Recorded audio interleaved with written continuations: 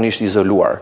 Irani sigurisht, duke menduar që radha po I vinte në mënyrë të pashmangshme, tani e ka vendosur kusht që ne nuk mund të tërhiqemi nga programi bërthamor, duhet kemi armën bërthamore, sepse ajo është e vetmja gjë që mund të na shtoj. Si?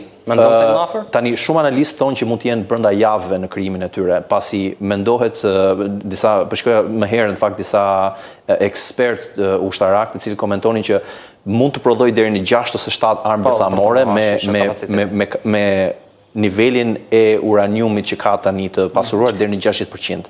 Disa të tjerë thonë që në fakt kjo do të dojë një kohë më të gjatë.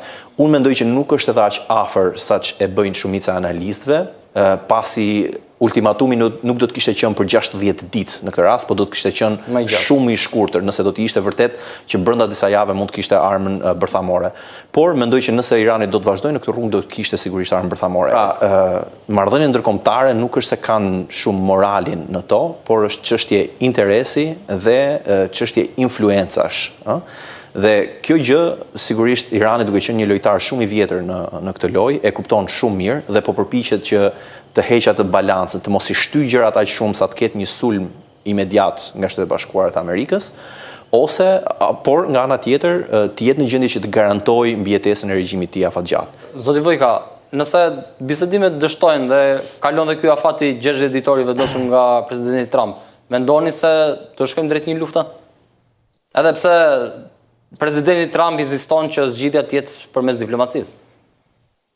Shiko, besoj se kemi dy palë në këtë situatë. Ana izraelite, e cila situatë bashkëpunon me Shtetet Bashkuara të Amerikës, kemi dëgjuar prej tyre të shtyhet shumë ai modeli I Libis ton. Pra vetë Netanyahu që Irani duhet ndjeki modelin e Libis. Qëllimi kryesor I Izraelit është ndryshimi I regjimit në Iran dhe vënia në krye të Iranit të një papet të një kukull, sistemi kukull të tyre, si që ka vonë, për shembull në Arabinë Saudite, në Egjipt e kështu me radhë. Pra kërkon të vendosë qeveritë të cilat I përshtaten asaj që kërkon Izraeli në lindjen e mesme.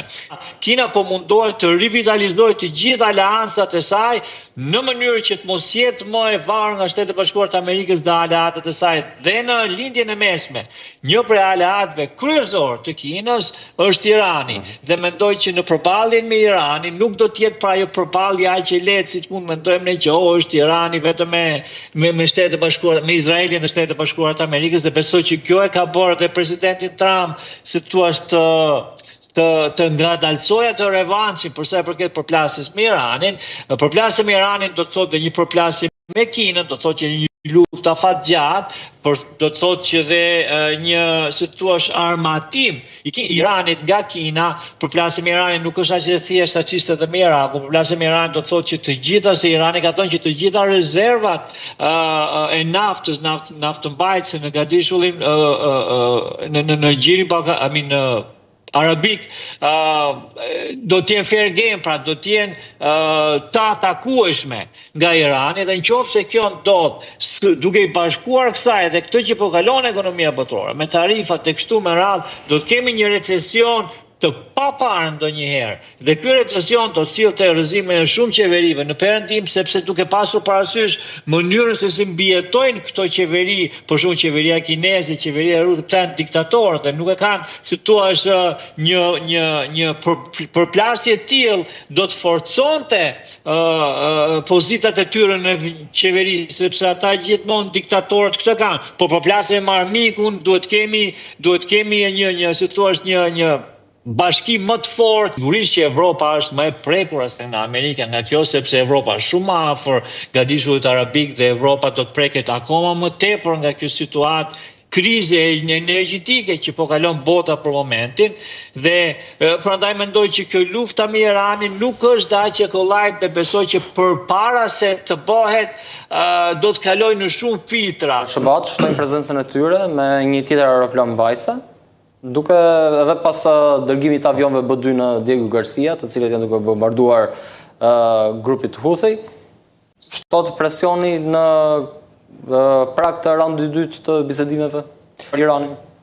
Sigurisht që po, mendoj se këtë qëllim kanë në thelb bombardimet në të njëjtën kohë për të treguar që Amerika është aty me të gjithë forcën e saj dhe që do t'jetë e gatshme që të veprojë ndaj çdo kërcënimi që mund të vijë nga Irani.